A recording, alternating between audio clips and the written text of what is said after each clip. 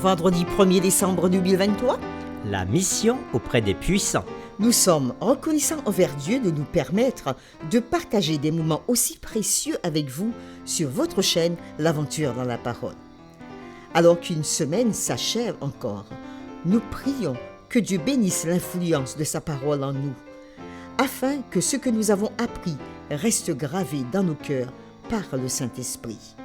Si les contenus que nous vous proposons vous font du bien parce qu'ils nous font du bien, alors nous vous invitons à marquer votre appréciation en cliquant sur le pouce, en vous abonnant pour recevoir les notifications, laissez-nous des messages et surtout partagez le lien avec tous vos contacts. Le texte à mémoriser que nous vous invitons à dire avec nous se trouve dans Matthieu chapitre 16, le verset 26. Et que servirait-il à un homme de gagner tout le monde s'il perdait son âme? Ou que donnerait un homme en échange de son âme? Nous vous invitons à le redire avec nous. Matthieu chapitre 16, le verset 26. Et que servirait-il à un homme de gagner tout le monde s'il perdait son âme? Ou que donnerait un homme en échange de son âme? La Bible condamne-t-elle les richesses? Quels moyens Dieu emploie-t-il pour sauver les riches et les puissants? De gagner l'univers, s'il doit y perdre son âme. Que sert à l'homme de gagner l'univers, s'il doit y perdre son âme? Les réflexions de cette semaine nous ont aidés à répondre à ces questions. Et nous avons commencé le samedi 23 novembre en introduisant la série de cette semaine, La mission auprès des puissants. Le dimanche 26 novembre, Nebuchadnezzar. Le lundi 27 novembre, Naaman. Le mardi 28 novembre, témoigner auprès des érudits, Nicodème. Le mercredi 29 novembre, la mission auprès des riches, le jeune homme riche. Jeudi 30 novembre, la mission auprès des puissants, Joseph d'Arimathée. Et aujourd'hui, le vendredi 1er décembre, comme à l'accoutumée, nous poursuivrons avec des réflexions avancées. Parlons du prix à payer pour être disciple de Christ.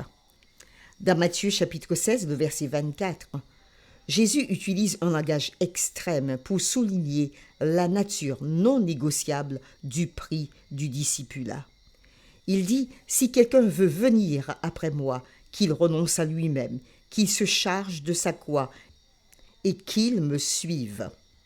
Jésus ne voulait pas de disciples motivés uniquement par le désir de bénéficier des divers miracles qu'il accomplissait. Le suivre pour la satisfaction de nos désirs équivaudrait à une relation opportuniste avec lui. Au contraire, Jésus veut que ses disciples meurent chaque jour à leur intérêt personnel, à leur désir égoïste et à toute ambition qui entraverait leur relation avec lui. Son appel à évaluer le prix à payer pour le suivre était son invitation à ses auditeurs à comprendre avant tout les conditions de son discipulat.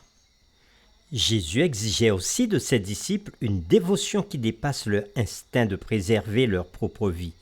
Les disciples devraient donner la priorité à leur dévotion à Jésus plus qu'à la vie elle-même. En tant que symbole d'une mort inévitable et des plus atroces, prendre sa croix pour suivre Jésus incarne un engagement au prix le plus élevé possible du fait d'être son disciple. Tout comme porter une croix littérale était un acte de soumission romain, prendre sa croix pour suivre Jésus fait référence à l'appel de Jésus pour la soumission totale de ses disciples à lui. Le discipulat n'est pas le fait d'avoir Jésus à notre disposition. Au contraire, le discipulat consiste à transférer à Jésus la propriété de tout ce qui nous concerne. Jésus explique tout à l'avance parce qu'il ne veut pas qu'on se mette à le suivre avant d'être, plus tard, surpris par le coût élevé que cela nécessite. Jésus ne veut pas que ses disciples soient possédés par quoi que ce soit ou quelqu'un d'autre que lui. Parlons maintenant de la préoccupation de Dieu pour les riches et les puissants. Dieu se préoccupe autant du salut des riches et des puissants que des faibles et des nécessiteux. Christ mourut pour tout le monde, quel que soit leur antécédent, leur appartenance ethnique, leur genre ou leur statut social. Son sang a suffisamment de mérite pour sauver tout être humain de la perdition de son péché. Par conséquent, chaque personne a accès à son offre gratuite de pardon et d'acceptation avec Dieu.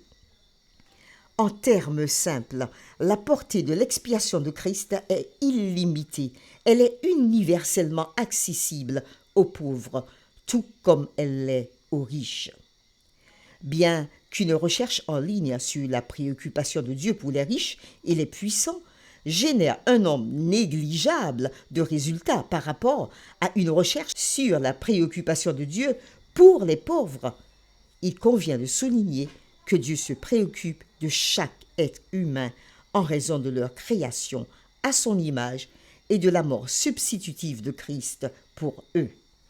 Bien qu'il soit vrai que tout le monde ne sera pas sauvé, toute personne ayant vécu ou qui vit maintenant a eu ou a accès à Dieu, soit par révélation générale, la nature, révélation particulière, l'œuvre providentielle de Dieu parmi les non-convertis, ou révélation spéciale, Jésus-Christ et les Écritures.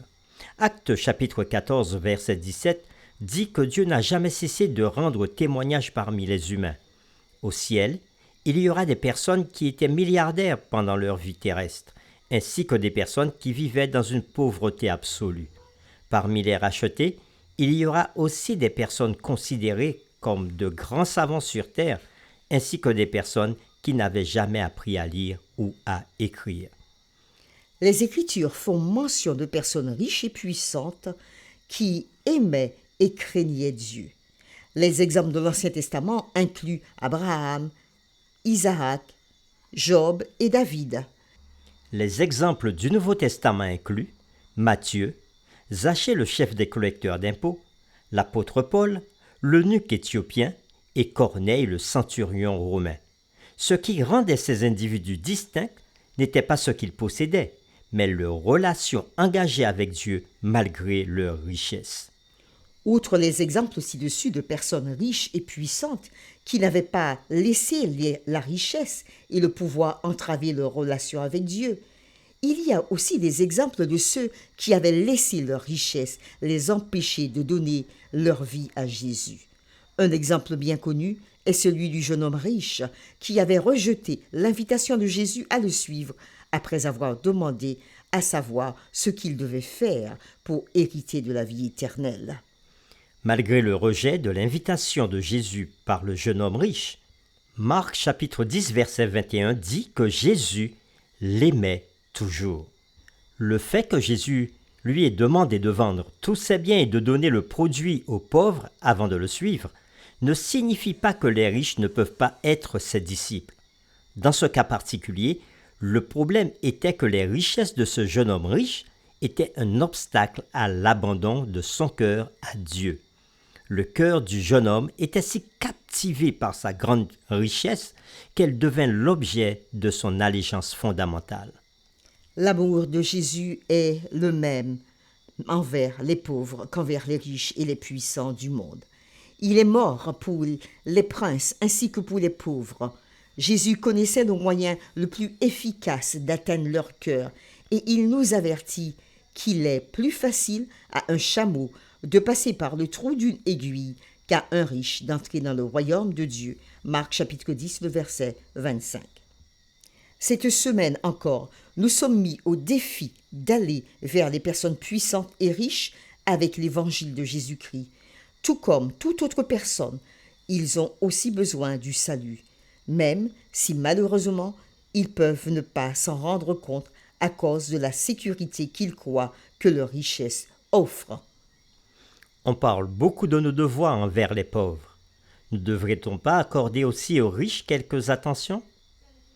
D'aucuns pensent que ceux-ci n'offrent pas grand intérêt au point de vue spirituel. C'est ainsi que des milliers de riches sont morts sans être avertis.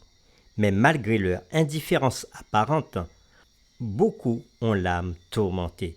C'est ce que dit Ellen G. White dans le livre Ministère de la guérison à la page 145. Pour terminer, voici quelques questions que nous vous invitons à discuter avec votre famille ou encore avec votre communauté de foi. Premièrement, Jésus avait brisé les barrières de classe lorsqu'il exerça son ministère auprès des riches et des pauvres. Comment pouvons-nous aborder cette question, celle de l'écart entre les riches et les pauvres, qui est si enracinée dans toutes nos sociétés? Jésus dit ceci dans Matthieu chapitre 13, le verset 22. « Celui qui a reçu la semence parmi les épines, c'est celui qui entend la parole, mais en qui les soucis du siècle et la séduction des richesses étouffent cette parole et la rendent infructueuse. » À votre avis, que devrait dire Jésus par la séduction des richesses? Pourquoi est-il important de comprendre que nous pouvons ne pas être riches, mais être toutefois séduits par les richesses?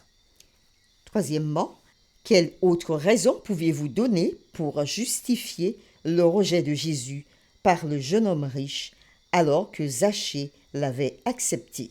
Nous vous invitons à prier avec nous.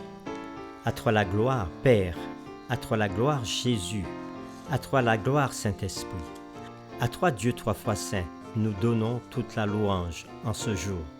Et tu nous permets une fois de plus d'ouvrir ta parole, de l'écouter, de l'apprécier et de comprendre combien tu es bon envers nous. Qui que nous soyons, riches ou pauvres, faibles ou puissants, tu nous aimes tous. Nous avons vu cette semaine des hommes puissants comme le roi Nebuchadnezzar, d'autres chefs puissants comme Naaman, et tu es intervenu dans leur vie, tu as changé leur vie. Nous avons aussi vu avec Jésus des érudits comme Nicodème, ou encore l'homme riche, ou encore Zachée. Nous avons aussi rencontré Joseph d'Arimathée. Tous ces hommes qui étaient influents et puissants, certains t'ont accepté, d'autres n'ont pas fait le pas. D'autres, dans un premier temps, n'ont pas ouvertement montré leur foi, mais par d'autres moyens sont restés attachés à toi. Alors Seigneur, tu nous invites à nous aussi qui te connaissons d'aller vers les riches pour leur apporter la bonne nouvelle que Jésus sauve.